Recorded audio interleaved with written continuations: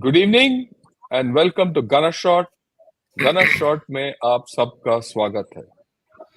Today we're going to talk in this CASA web discussion on countering China-Pakistan dynamics.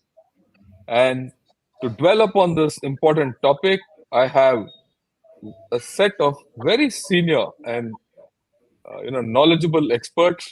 First, of course, is General Narasimhan, my classmate, who's been a DA in China, and he knows China like very few of us know. Then, of course, General Satish Dua,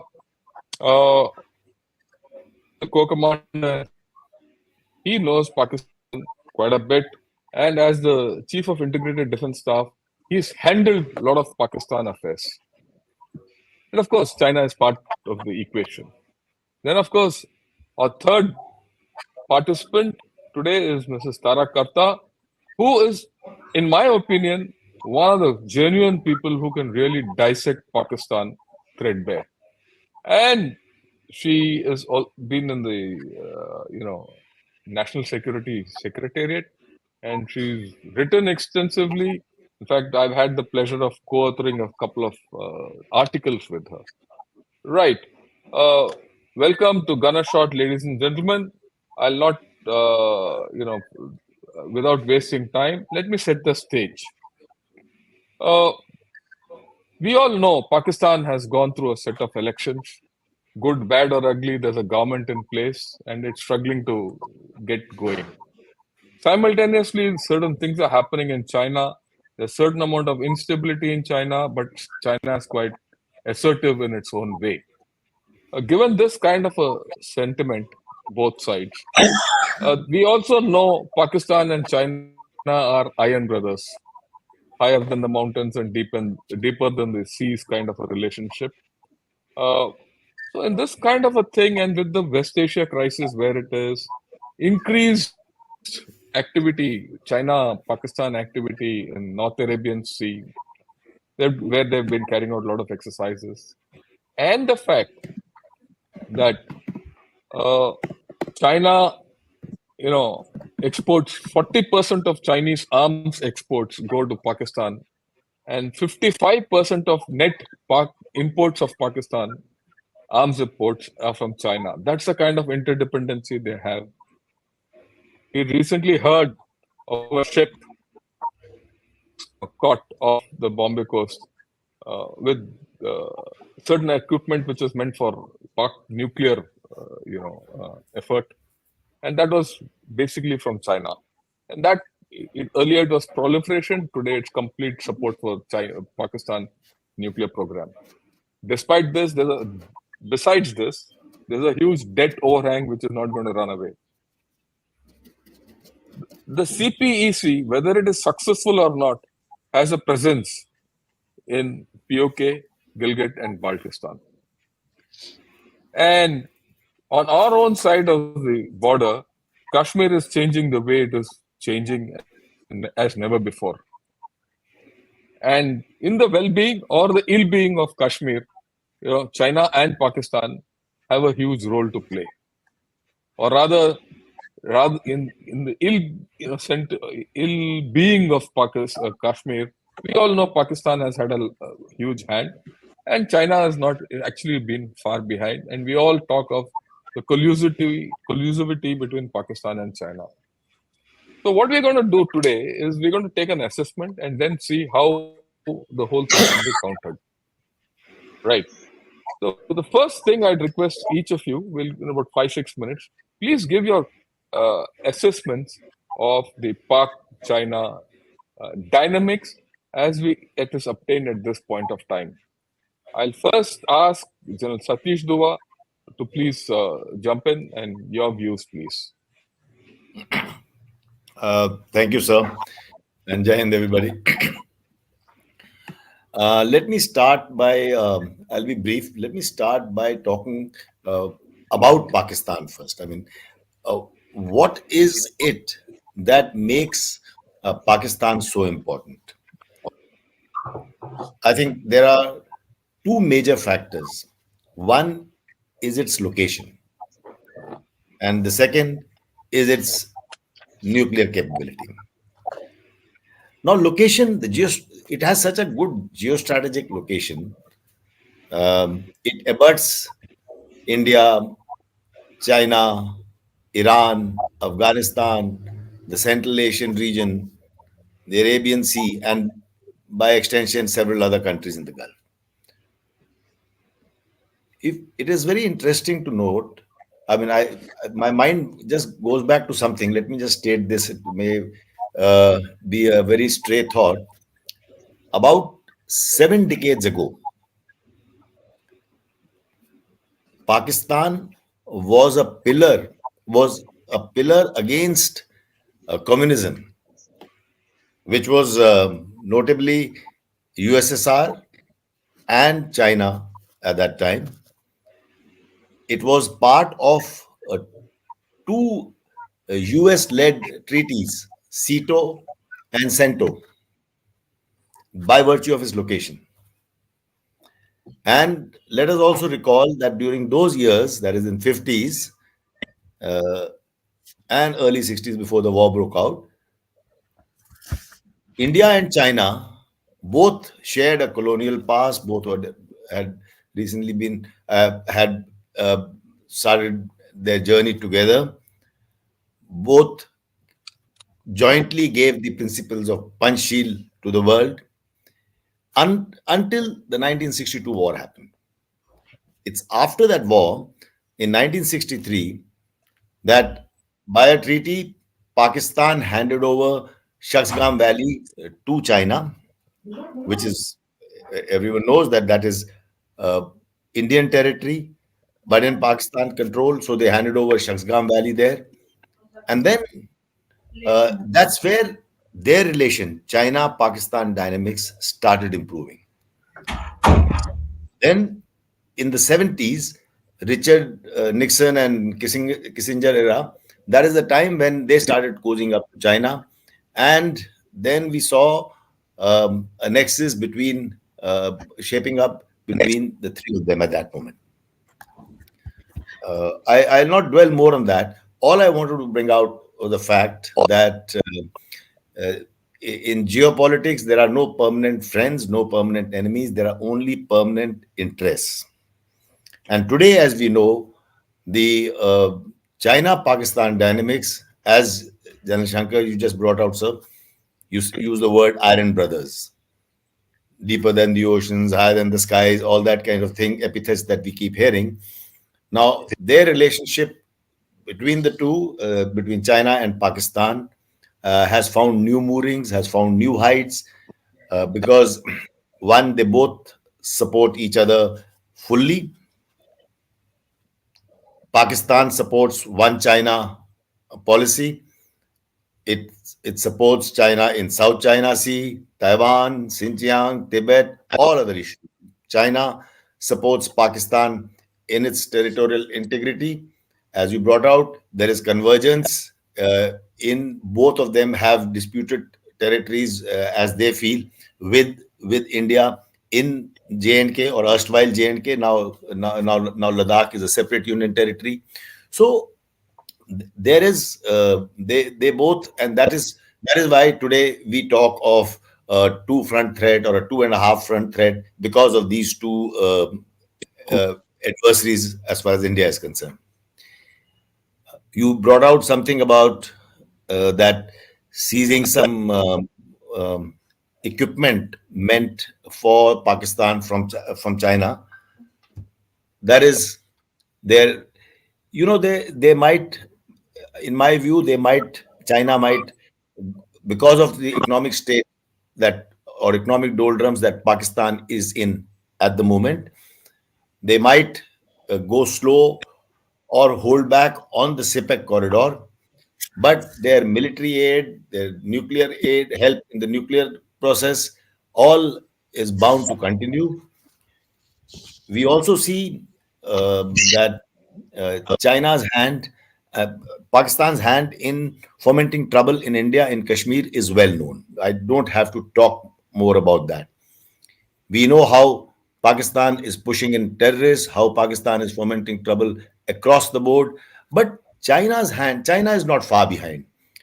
It is the LAC issue that we know for last 4 years. We have seen them stir up trouble in at the LAC. We've seen how information warfare, cyber warfare, and also their hand in several unrests and riots that happen in our domestic scene, how their hand gets played out. And we are going to see more of that. All I would like to say is that as far as China is concerned, let's cast our mind back to a couple of centuries ago where India and China both uh, put together contributed to over 50% of world's GDP. So if China wants to be the number one superpower, it will seek to suppress India. That will remain in its interest. I would like to end this over here and we'll talk about our response to the situation as we go by and by. Thank you, sir. Yeah, thanks a lot. You brought out a few important issues. One, Pakistan's importance due to its location and its nuclear capability. And you nicely brought out the swing in Pakistan's stance from being completely an anti communist state to a state today which completely supports a communist China and an increasingly communist China, right? And the fact, and that, and the shift came about the time when Pakistan midwifed the China-US relationship, right? That was a time when Kissinger hopped to China through Yeah. Pakistan, and under the pretext of having a stomachache and being ill for 2 days, he went to China, and the rest things started.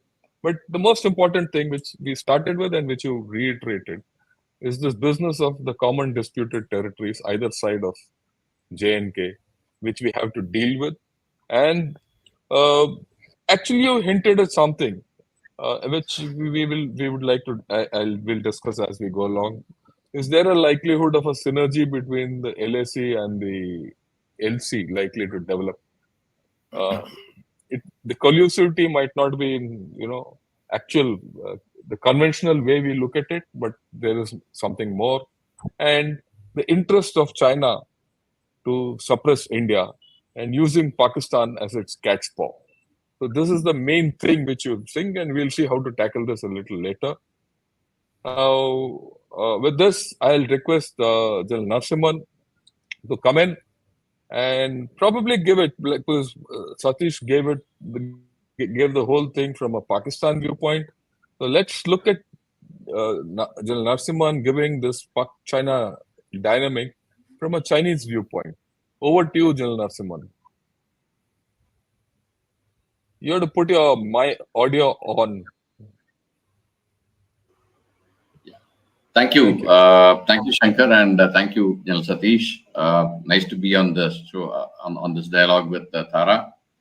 I am going to do both from Pakistan as well as China. I am going to give you 6 points mainly. The first one is, we all know Pak needs China. Nobody has got any doubt about it. Pakistan needs China for many things. One of them is, of course, to ensure that there is financial support, because Pakistan has always been running to China at the first drop of the hat to gain some kind of assistance from China. That is point number one. The second is it also needs political support, in the sense that Pakistan's standing, even in the Muslim world, is not so well positioned. So it needs a support politically wherever issues are getting discussed in UN, particularly, for example, proscription of terrorists living in Pakistan. You find that China always supports Pakistan.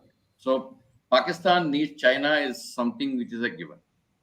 My own understanding is, as much as Pakistan needs China, China also needs Pakistan. This is something which probably you will not hear in many places, but this is my understanding. The reason for that is very simple. CPEC is not a very economic project. Economically, it is not a very viable project in any manner. But what it does is that it gives access to Arabian Sea to China. This is one of the things that enables China to overcome this Malacca dilemma. One, China-Pakistan economic corridor coming from India's west, China-Myanmar economic corridor coming from India's east, both leading, one leading to Bay of Bengal, the other one leading to Arabian Sea. The access to Indian Ocean gets very much there. So that is point number one. Point number two is friends for China are also very less. When I said Pakistan doesn't have many friends, so does China. China's friends are also very limited, and its soft power is not very high. It is now pushing its way through with the economic might that it has got, but soft power wise, it is very low on all parameters. So you find that China also lacks friends, and so it will need some kind of support from Pakistan. The third thing, of course, is very clear, that is to contain India, China needs Pakistan anyway. So to keep India actually within the South Asian region, contained within the South Asian region, it needs some kind of opposition, and that opposition can be given by Pakistan. So these are the issues why China needs Pakistan and Pakistan needs China. Coming to China-Pakistan economic corridor, I know it has been going slow, but even when Pakistan's economic state was really poor for the last about year and a half, in October 2023, that is just about 6 months ago, they have signed the agreement on Mainline 1, that is a railway line connecting Peshawar to Karachi at a cost of $7 billion. So the issue is, even though they may be having doubts about Pakistan and its economic status and its ability to return the loans that have been given by China, China will still continue to support Pakistan economically and also with the CPEC, maybe at a slower rate, but it will continue to be there. And Gwadar, of course, is something which will come up subsequently. So these are the issues if you look at it. China needs Pakistan and Pakistan needs China. I'll stop here and then I'll take on the question subsequently. Yeah. Thanks a lot. I think you made a very, very valid point. Oftentimes, Ajkal, everyone thinks it is Pakistan which needs China, but the dependency is on the other way around also. In fact, if I go back in time, China and Pakistan was one of the first countries which recognized China also. And Pakistan has always supported China politically as much as today China is supporting Pakistan politically. You just connect it up with the midwifing of the relationship between USA and China. It couldn't have happened but for Pakistan. And if you cast our minds back, at that point of time, the Chinese economic condition was not very good, whereas relatively. And I don't think China has forgotten this great thing, because it was only after that the Chinese economic miracle really started. So that's a very important point you made. And China as being friendless, it gets access to Arabian Sea more from Gwadar being a base, and it gets a physical presence. I don't know whether the tail of the mainline one will ever work through the Kunjrat Pass, right? But it gives a base and a presence in the Arabian Sea, which is pretty important. So there is mutual need for containment of China. And China will continue to support Pakistan for times to come. Important points. We'll get back. These are dynamics which are there. And this is irrespective of which government is in Pakistan. And I also would add to what you said that irrespective of which government is there in Pakistan, it needs China's support to succeed, or rather exist, okay, in whichever form it is. And even the Pakistan army needs that kind of a political support from China to continue to do what it has to do. That's my view, and I'm just adding on to what you said. Right, Madam, you heard these things. I would like you to throw in your view of the Pak-China dynamics, because you've always had a different view on all this. And I wouldn't say a different view, a novel view on all this. So over to you, Madam. Yeah, I'm afraid I'm going to take that thing on a slightly different view. And I'm coming to the present right now, right? I think Yeah, please. Yeah, we are sort of fast forwarding to the present. Given that it's, the Pakistan debt and its whole economic situation is so bad, we're talking of about 82 trillion debt end of December, right? And about 80% of debt service is to China. If you look at that kind of a very bad scenario, a lot of short-sighted people are taking a lot of pleasure in saying that, oh, Pakistan's in grief, that's great for us. It is not great for us, because I think from iron brother, it has now shifted to an iron clasp. China has got a stranglehold on Pakistan. That's not necessarily good for Pakistan, and therefore not very good for us either. In this kind of a situation, I'll just take you back also, General Shankar. Imran Khan did not support CPEC as much as the others did. He, in fact, I think his economic advisor at the time had said, we are going to review the entire thing, because it's not giving us enough. There's not enough jobs. It's causing poverty, debt crisis. Imran Khan was not China's favorite person. Right now, there are a couple of things which happened thereafter, after which we'll come to later. I'll come to those details later. Now, this Shahbaz Sharif government is going full tilt in getting these projects going. In terms of even the CPEC, they've just had a statement recently where I think the minister said 5 new economic corridors are going. I'm not clear what those corridors are.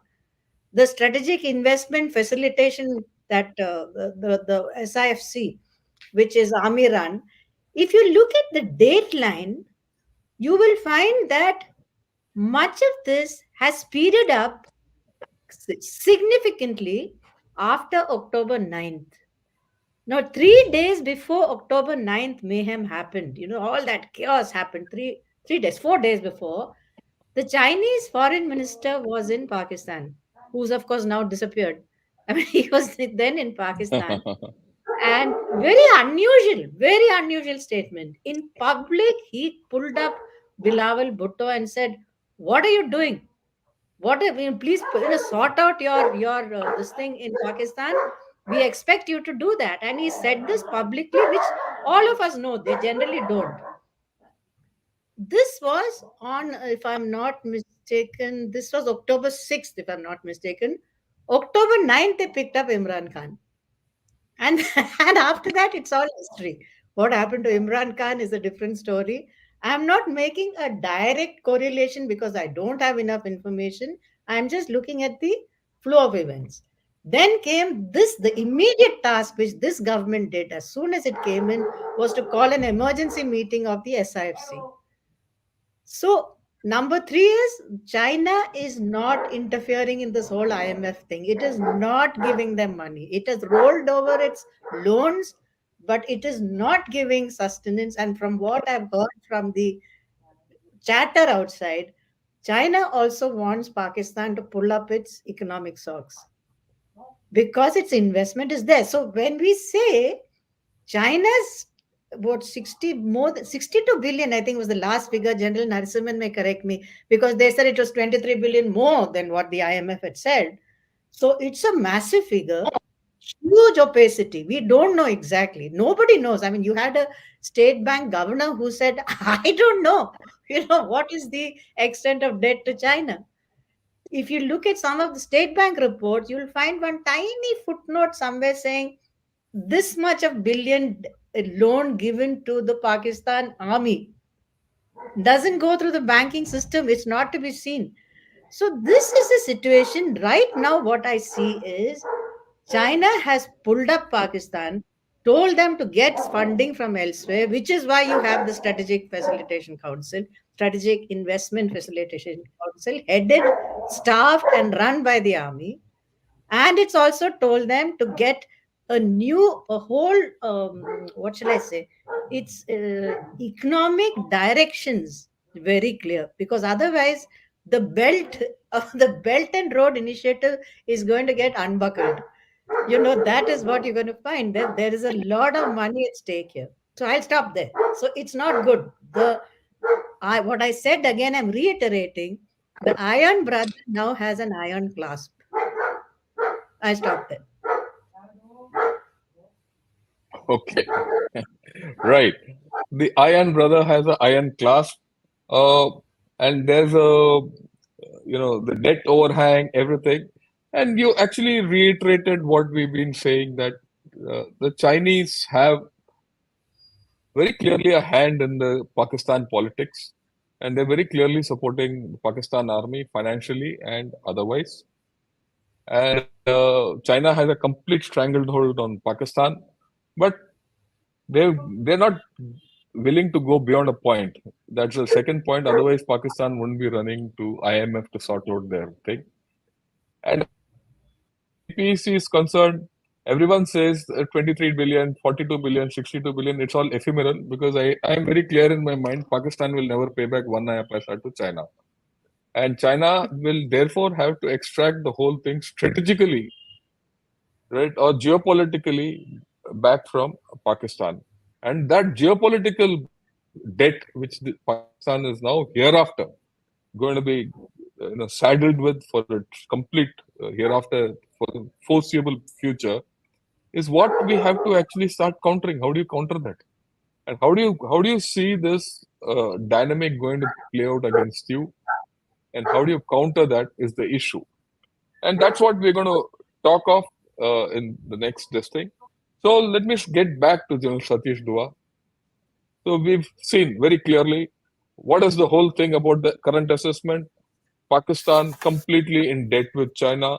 It's under China's thumb. Many people call it a vassal state, but I don't think it's completely a vassal state because China also doesn't want to get saddled with Pakistan as its province because that will be a very unruly province and unappetizing province to handle, right? It will give that leeway for Pakistan to go all around the countryside but still continue to depend on it.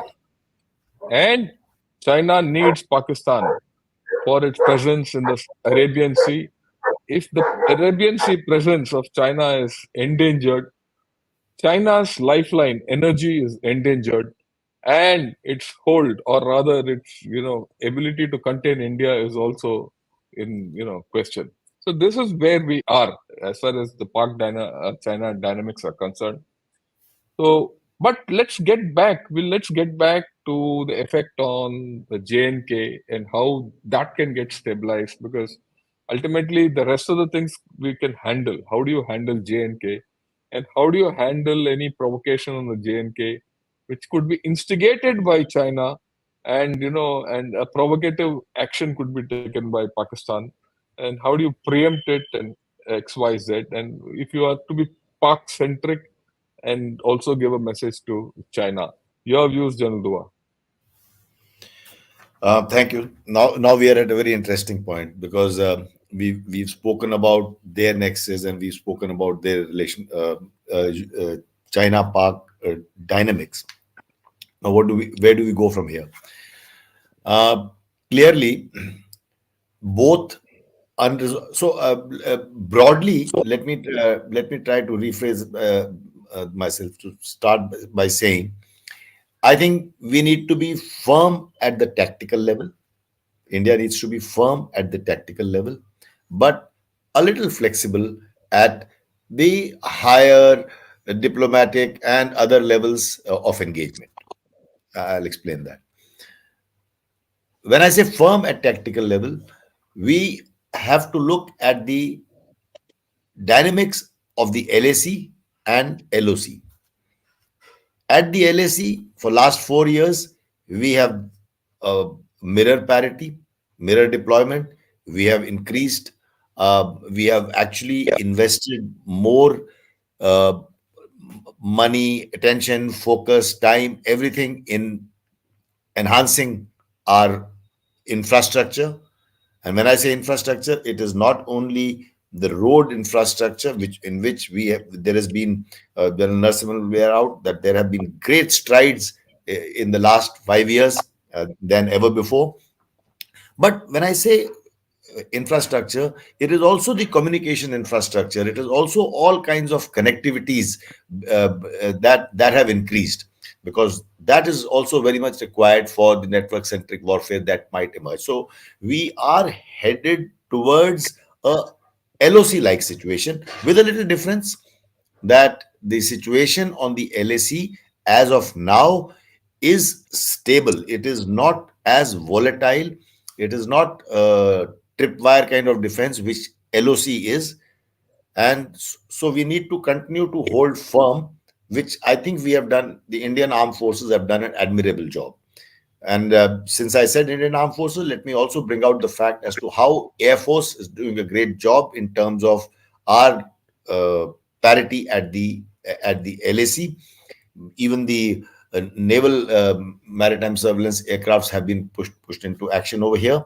And I'll not talk about, not to mention about other effects that the Navy is creating pressure at other places. But all in all, this is where we should hold on to the LAC the way we are doing, and continue to increase our infrastructure all across the LAC. We saw the Prime Minister inaugurating some, and also another 1,400 crores worth. I may be slightly wrong about the figures. Worth projects were inaugurated, and so that kind of things have the foundation been laid. Those things are on. LOC.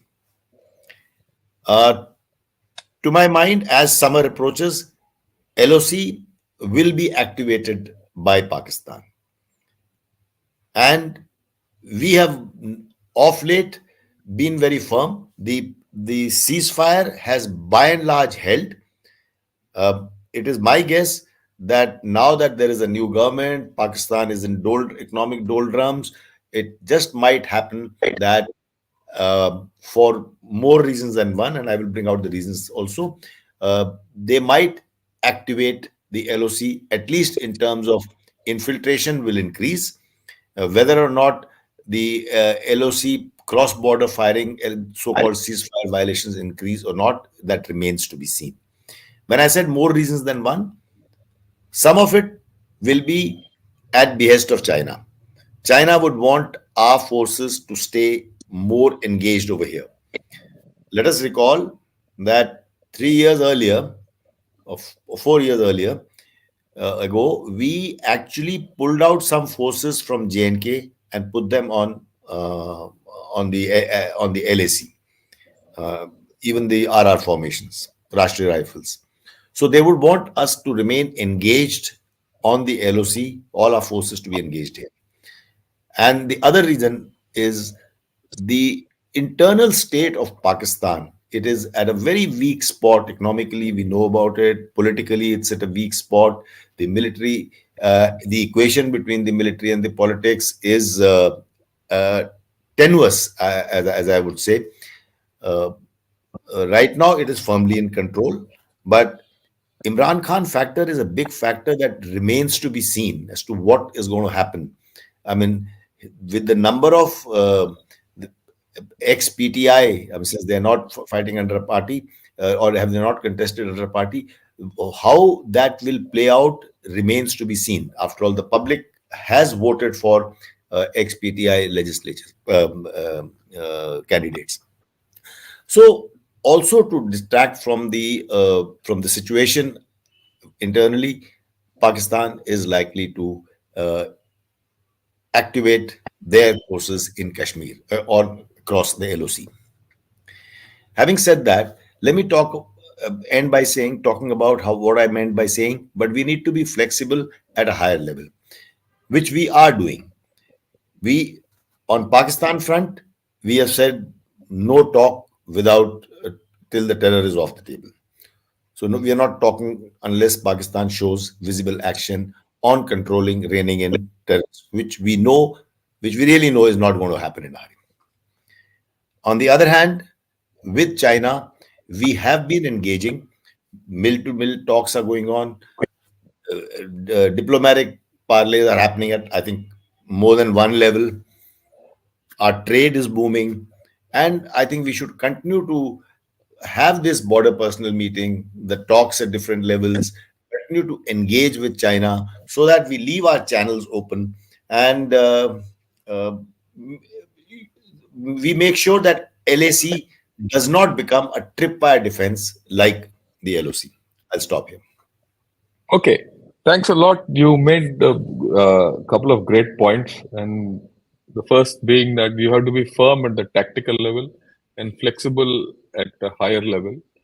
Uh, the way I read you when you say firm at the tactical level, if Pakistan does something like infiltration or Yeah. any attempt of this thing, we retaliate, and we retaliate with appropriate force. I'm not taking full force, appropriate force.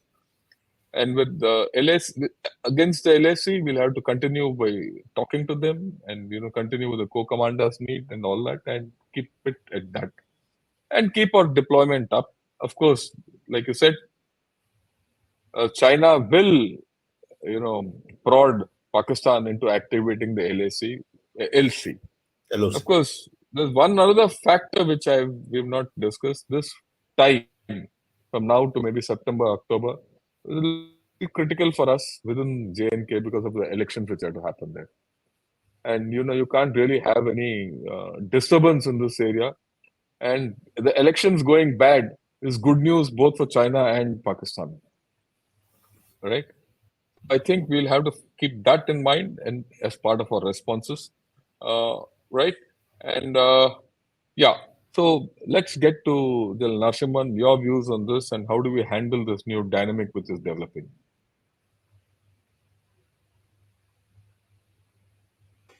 Yeah, thank you. Can't Thank you hear, yeah, again. Yeah. Couple of yeah. things which have emerged with both Satish as well as Thara speaking. One is about Imran Khan. Look at the way they've handled Imran Khan in Pakistan. Okay, he objected to CPEC initially when he came to power, but within a matter of 2 to 3 months, he fell in line. Ultimately, the powers behind holding up this governments in Pakistan do what they need to do. So that is one. Second is, look at the way he and his wife, Imran Khan and his wife, have been handed over one punishment of the other, having so many years of imprisonment being handed over to them in quick succession in a month's time. So that is basically they understood that they need to handle Imran Khan. Even though the PTI's more than 100, I think 110 legislators were picked up as independents during the elections. The very fact that Shehbaz Sharif has been able to form a coalition government tells us as to which line this Pakistan is going to take in the near future. And Shehbaz Sharif was actually nominated by his elder brother, Nawaz Sharif. So these are all happening in a manner that they intend to prop up this government and they will probably hold it in place. The second thing about the 5 new corridors that were being talked about, these are actually, they are not actually corridors for infrastructure, but what it says is it's corridor for growth, corridor for employment, corridor for innovation, corridor for green energy, and lastly, corridor for inclusive regional development. I mean, it's all couched in a vague kind of a thing. How this is going to pan out is anybody's guess. The third thing about the value of CPC is 62 billion. You're right. When Tara said 62 billion, she's right. But out of that, so far, only 25.4 billion have been deployed in the last 10 years. If you see the Lowy Institute's report of August 23, it clearly lays out how much has been spent in this.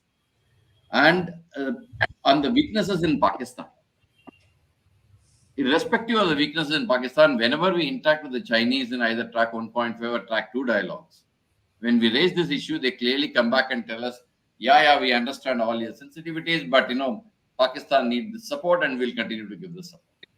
So irrespective of what state Pakistan is in, I think Chinese assistance to Pakistan is going to continue without any kind of hindrance. That is, they may make them cry a little bit, they'll push them a little hard to return the money, but ultimately they'll bail them out in some form like the IMF and others do.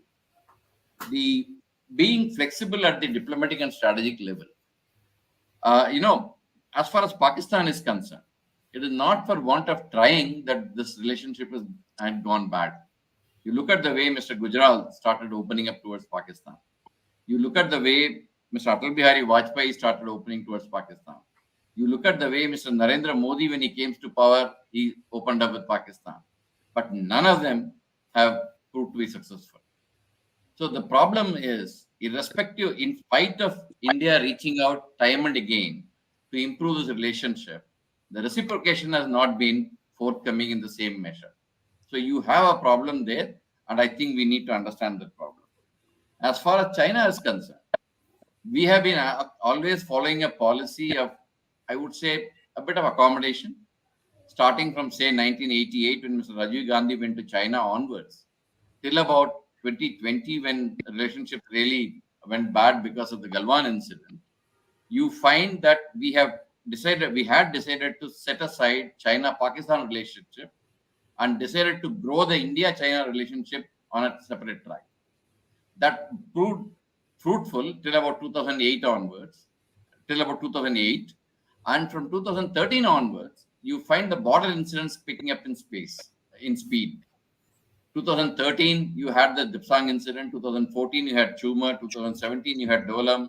2020, you had incidents all over the line of actual control.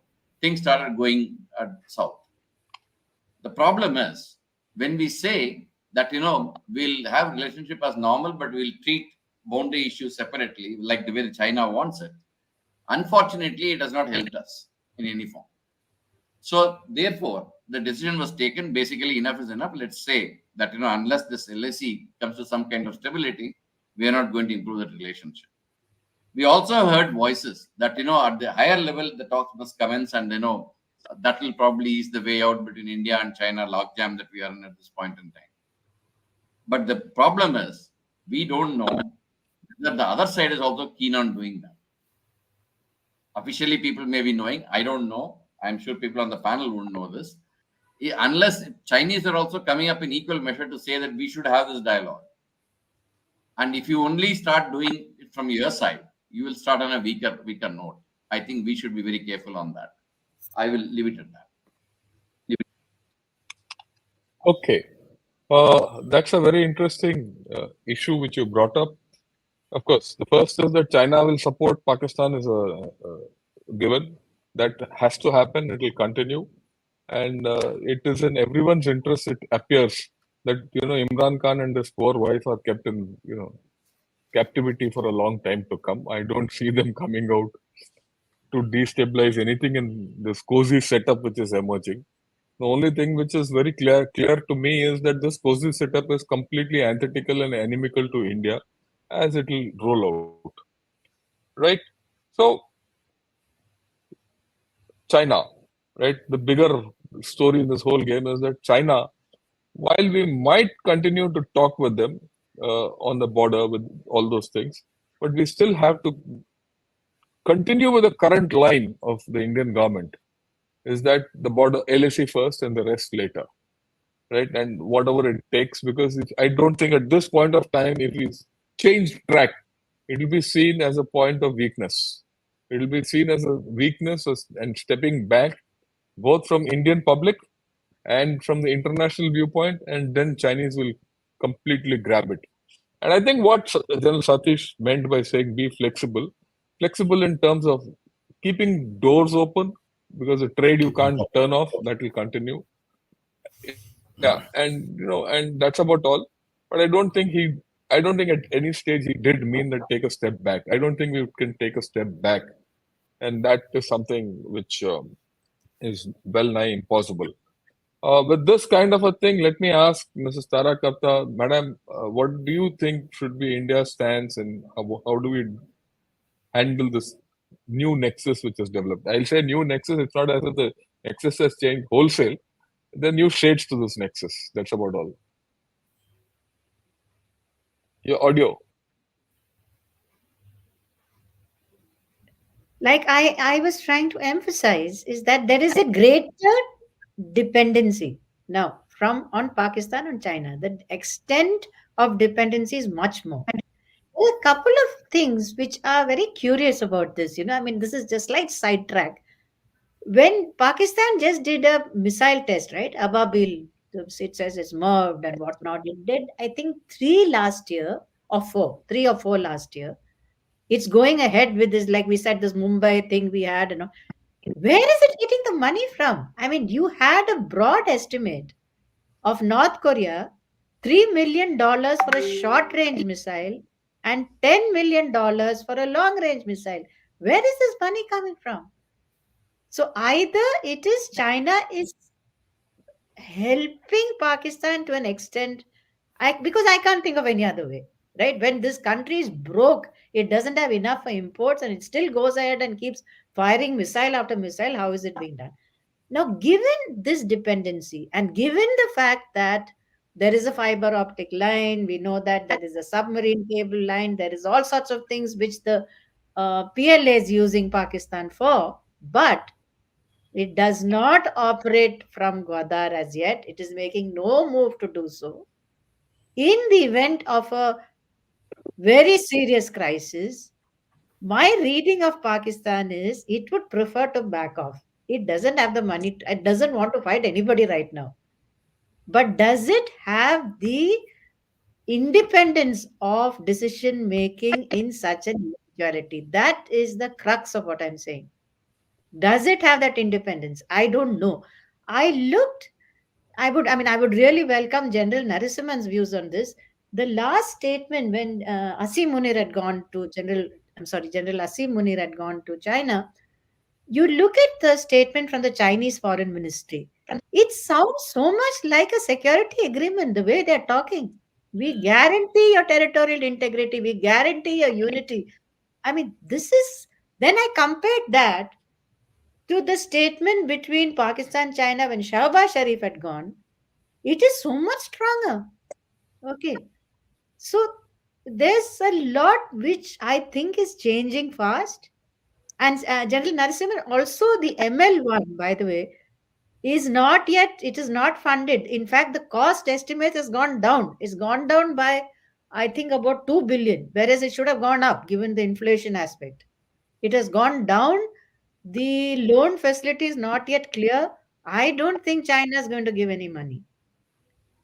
So, because it's supposed to be half and half. I mean, the Pakistanis are supposed to put up half or something like that. They don't have the money to put up that.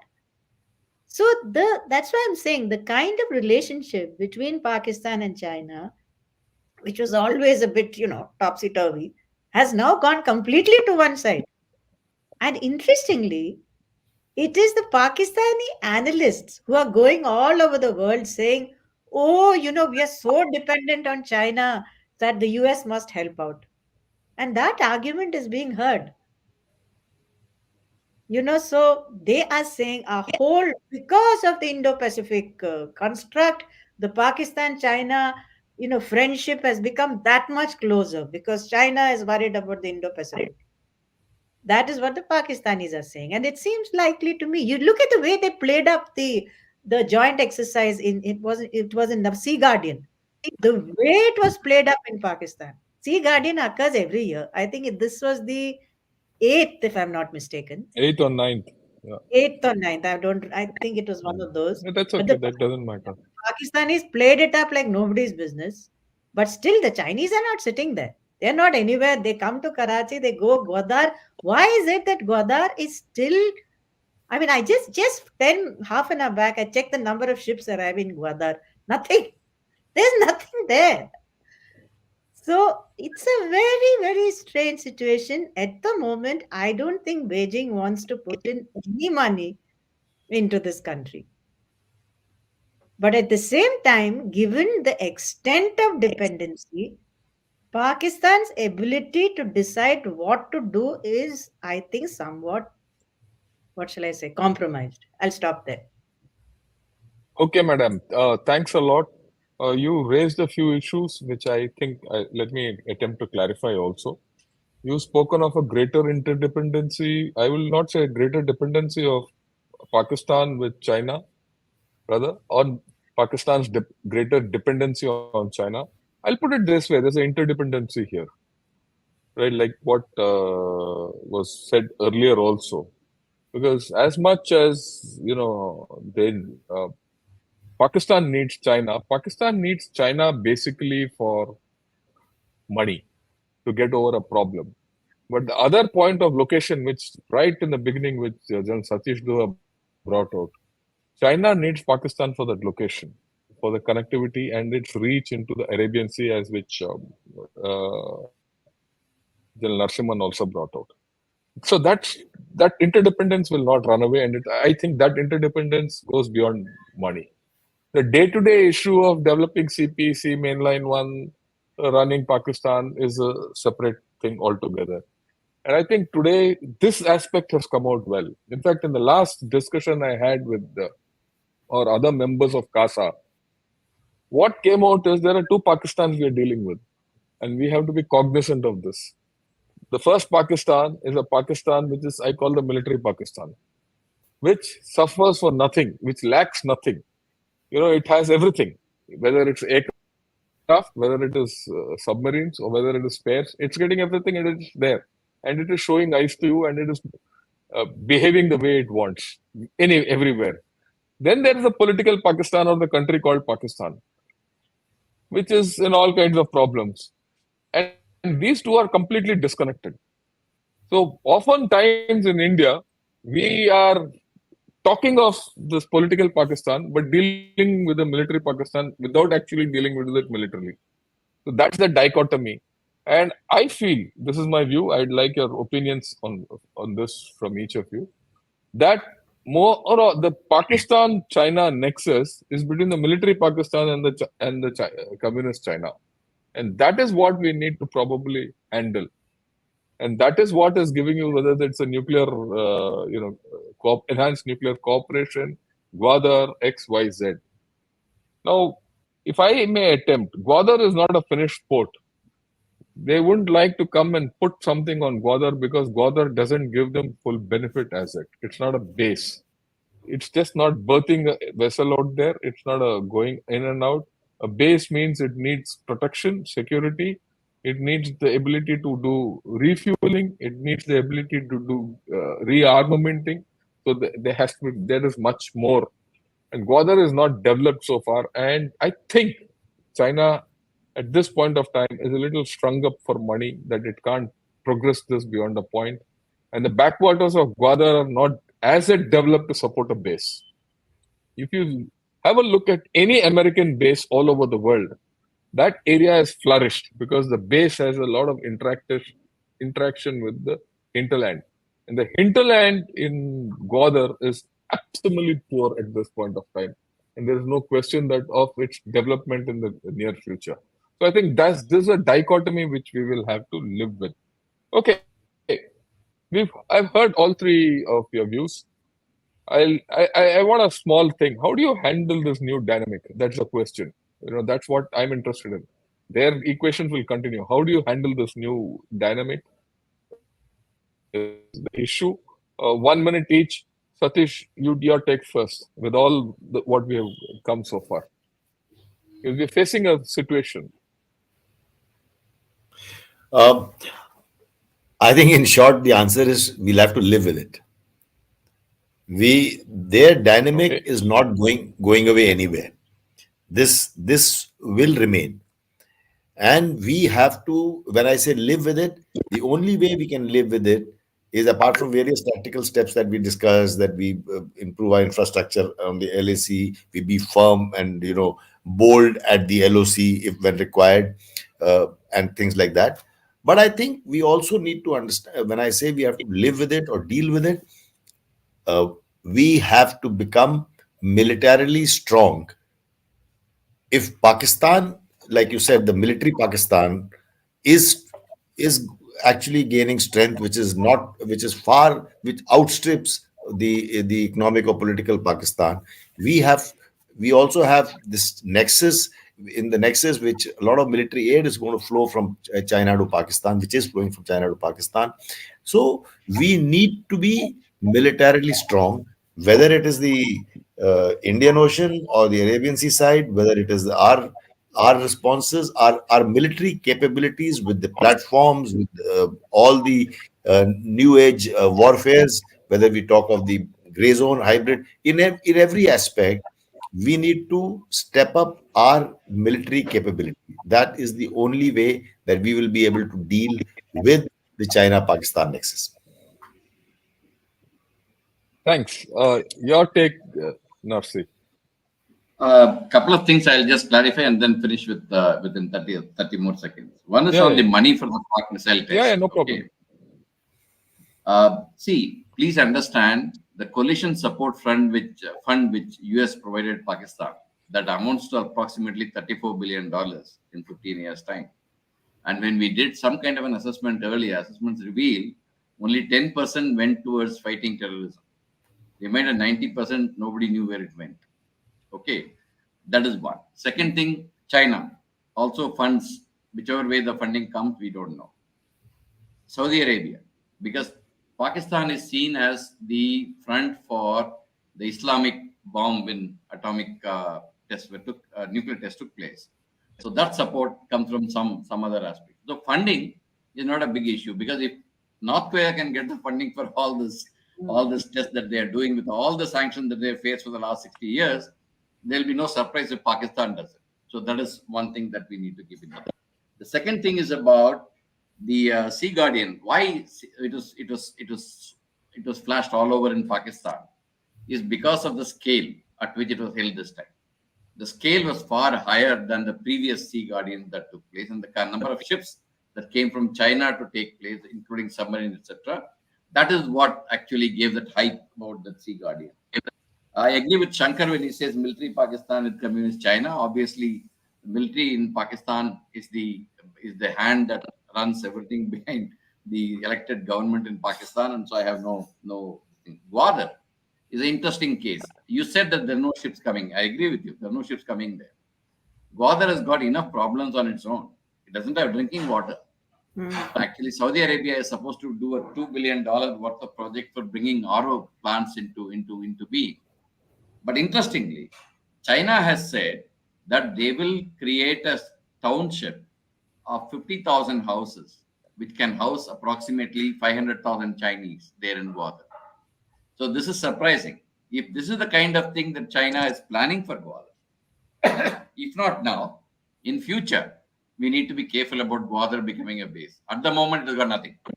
It has got no support, nothing, absolutely. And of course, it is located in Balochistan, which is going to be having a major problem all the time with the insurgency situation out there. So these are issues to deal with Gwadar. Now, how do we deal with this? We should take our mind back to 2020 when we had this issue with China on the border. What all did Pakistan do? What all did China do to use the space or territory of Pakistan? If you keep that in mind, it gives you a sense of how things will pan out in future. Like, for example, there were rumors that a couple of divisions had moved out, the Air Force has moved, PLA Air Force has moved certain forces to Skardu, etc. But most of them turned out to be false, by the way. So, while I understand that when India and China have an issue on the border, Pakistan might pitch in some form.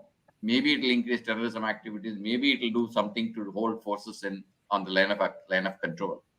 The vice versa may not be very true. Chinese are not known to fight anybody else's battle. Very clearly, you look at the entire history of 2000 years plus. They have never gone and fought anybody else's war, other than one they did in Korea. That is because of the communism. They don't fight anybody else's war. So I don't expect China to button when Pakistan, India are involved in some kind of a conflict. But they will do all kinds of support. They'll give you equipment support, intelligence support.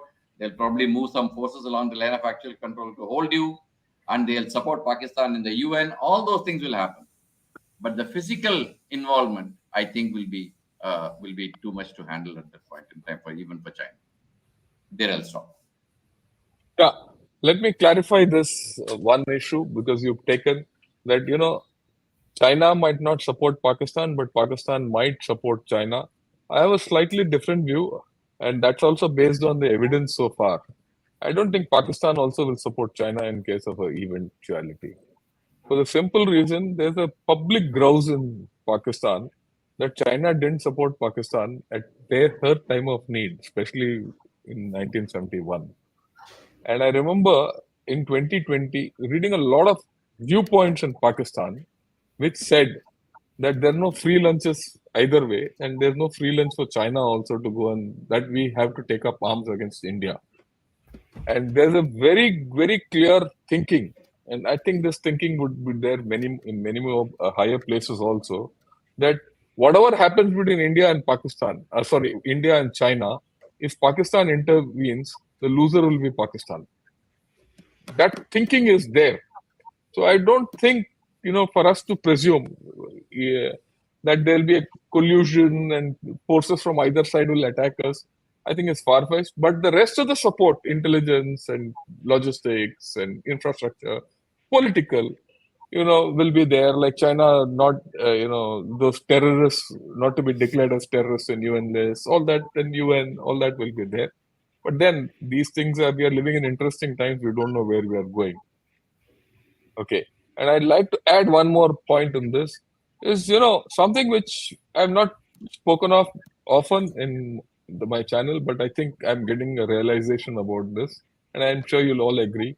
The conventional form of war is receding, at least in this area, and a more hybrid or a gray zone form of war is coming in.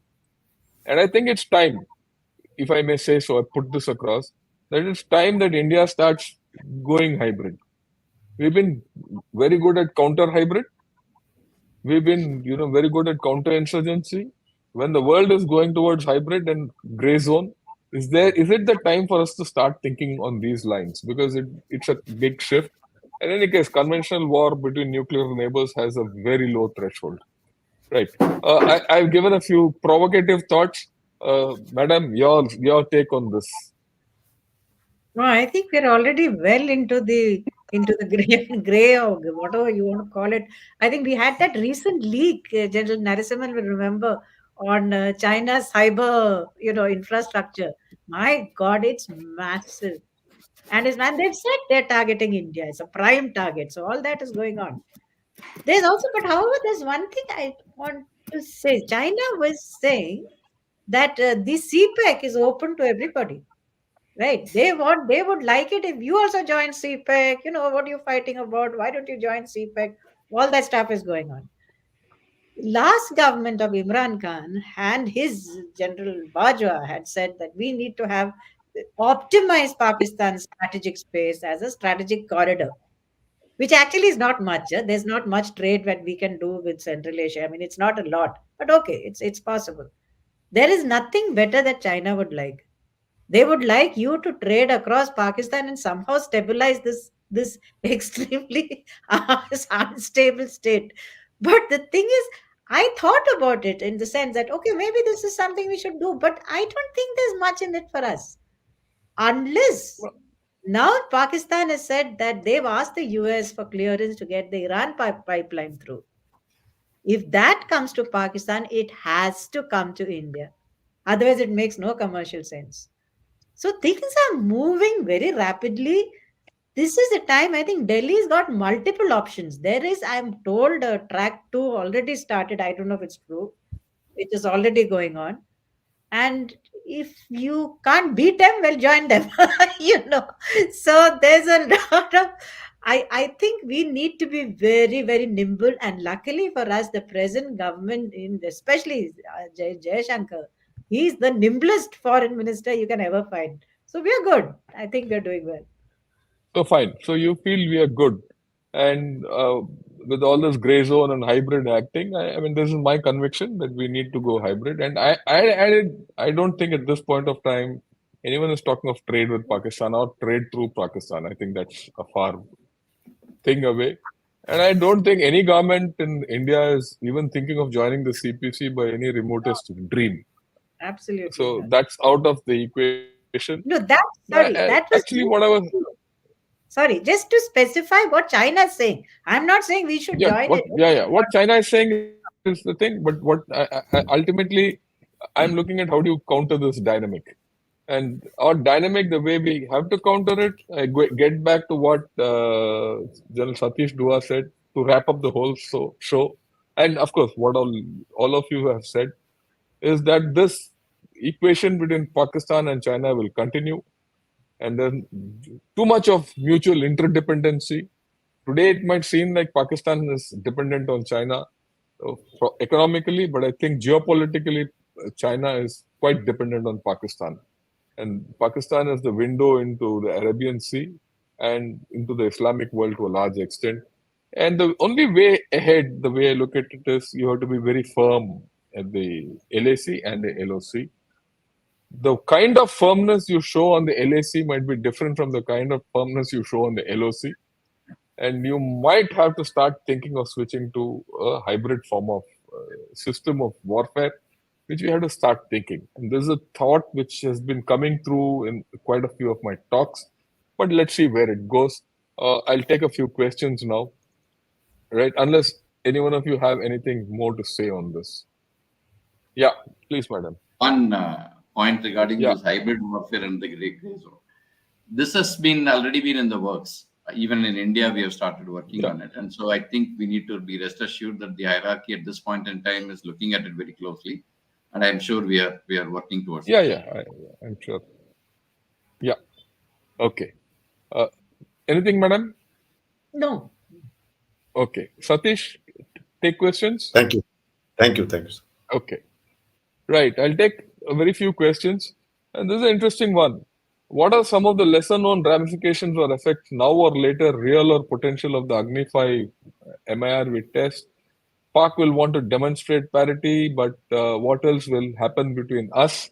I'll put it this way: a reaction from China also could be in the offing in some form. After all, they sent two ships to monitor where these chaps are going.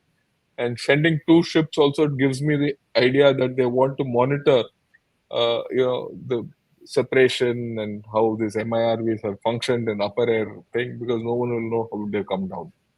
All right.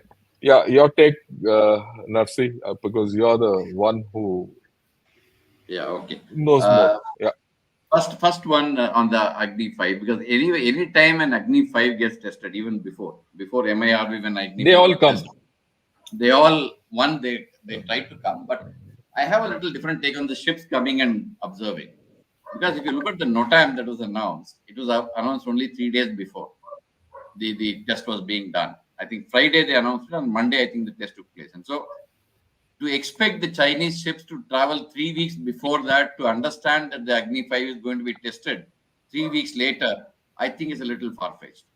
I think by coincidence, they could have been there, but I don't think it would have been a planned kind of a effort to monitor the launch, because they wouldn't have known when the launch is going to take place. So this is point number one.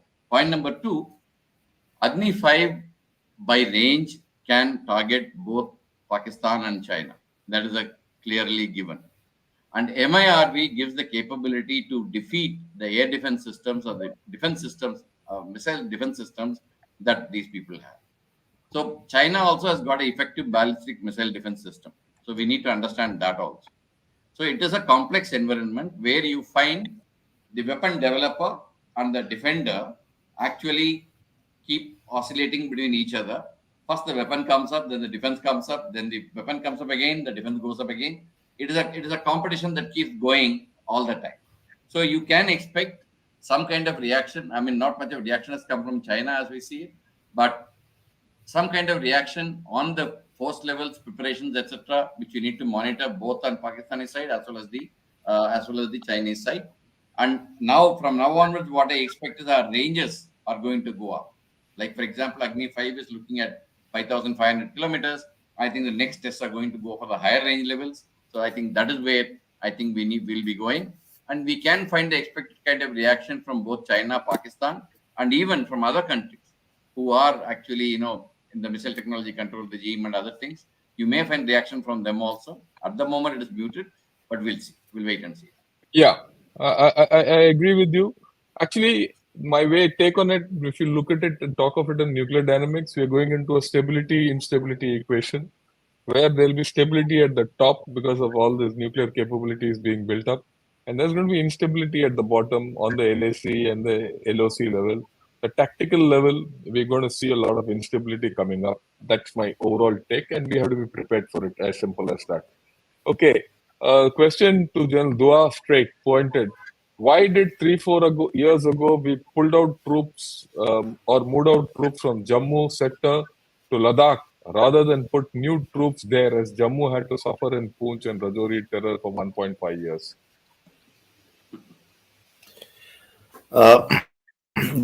That's a good question. You know what's a good question? A good question is the one for to which there are no easy answers. Um, wh- the situation in the Jammu region had largely stabilized. For a long time, there was no incidence of violence. And suddenly at that time, this LAC in Ladakh blew up in 2020. And that is the time when it was, uh, some troops were reoriented because at that time we needed to uh, match the Chinese deployment on just two tenuous axes. Our road connectivity to Ladakh is on these two axes, one from Himachal and one from Srinagar, from the valley. And we had to not only move up large forces in a hurry because we had to stop the Chinese advance or match their deployments, we also had to stock them up for 6 months of winter or more, actually, nearly 7 months. With advanced stocking is always done a little bit in excess in reserve. So when all those actions had to be done in a great hurry, in fact, Chinese PLA banged on it that we will not be able to match up the deployment before the passes close, and that was a logistic feat by itself. That is why these actions were taken in a hurry, to the point that we had to suffer in Punch and Rajouri. It is opening up a separate discussion. I will just sum it up by saying that is more to do with the fact that after our abrogation of Article 370, things have improved in Kashmir to such a level, while the alienation is still there, but things have improved. Violence levels have gone down. Stone pelting is almost non existent. All those things have happened in a manner that the terrorists are not finding much support in the valley floor, and that is why they're moving more towards Pir Panjal. When you look at the Puch Rajouri area and the Anantnag district areas where these encounters have taken place, they are both on the opposite faces of the Pir Panjal range. So that is the reason why they have moved into this side, and that those were our compulsions why we moved our forces out. Yeah, thanks a lot. One more question I'll take, and if you don't mind, yeah, where's that question gone?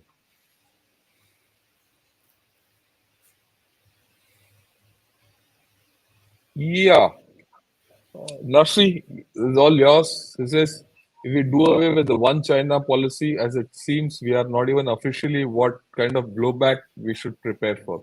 He's talking of a one China policy, should we One give it China up? policy. Anyway, We we are already not given it using up. it. We have already given it up. Like, for example, Yeah, Chinese were used to saying whenever any delegation went from India over a period of time, they kept saying whether the delegation said it or not. They used to put it up as one China policy was supported. I think starting from about 2010 onwards, we have not supported this one China policy at all. You can see any statement that come up. Yeah. So we ensure that even the Chinese don't mention it. So the one China policy is no more. No more. We are not putting it out anywhere in the official domain at all. yeah, I think so. And I go with you. We've given up on that one China policy long back, and we made it a point to tell them that, if you continue with your that passports and all with the attached passports, Staple, people coming from Arunachal and all Staple this visa, is out. staple staple visa, And they visa. tried it recently in that and the Asian staple watermark of visas. the Chinese boundary, etc., were being resorted to. Those have been handled. Yeah, handled, right? And I think China has got the message, and China doesn't, anymore expect India to talk of one China. Gone are the days, and I think India is strong enough to handle all these things. I'm not going to take many more questions because I think we've traversed a lot of stuff, and some of the questions are not, there's a lot of discussion on. And I'm happy that some Pakistanis are coming and watching this and giving their comments, and which is welcome, right? Okay. With this, all it leaves me in the evening is to thank General Narasimhan, General Satish Dua, and Mrs. Tarak Karta, who had to leave because she had to go somewhere, for this wonderful expose we've got on Pak China dynamics. If I put it in sum, we have to live with it. That's the first thing. That these dynamics will not go anywhere superficially at one level, you might feel that there are tensions in this dynamic, but in the larger strategic sense, we have to continue. And this nexus between the Pak military and the Chinese Communist Party will continue. And that is what we have to aim at. We shouldn't make the mistake of looking at the political Pakistan. Right? Most of us deal with the political Pakistan and react on that. And the military Pakistan is something which we keep ignoring and which we've done for so long. Right? And that is the whole story. This new dynamic, we might have to start signaling strategically from China to Pakistan or Pakistan to China is something which we'll have to rethink, or the way we're going to play this game. And this is something which is a new dynamic which you have to live with, or rather evolve into. And then, like General Narasimhan said, we started the first steps of hybrid war or hybrid warfare or hybrid tactics against both China and Pakistan. I think we need to continue it and take it up to the next level, because we have to be clear that it takes two to play a game. And in this two, one is ours, the other is the others, right? Other is Pak or China. We have to start doing this. With this, thanks a lot, General Narasimhan. Thanks a lot, Satish Dua, for Thank you, sir. making your time to be here. Good evening and Jai Hind to both of you and to all those who viewed this program. Thank you. Jai Jai Hind. Hind, sir. Jai Hind. Bye, Satish. Bye, Shankar. Thank you, sir. Bye. Bye, sir. Thank you.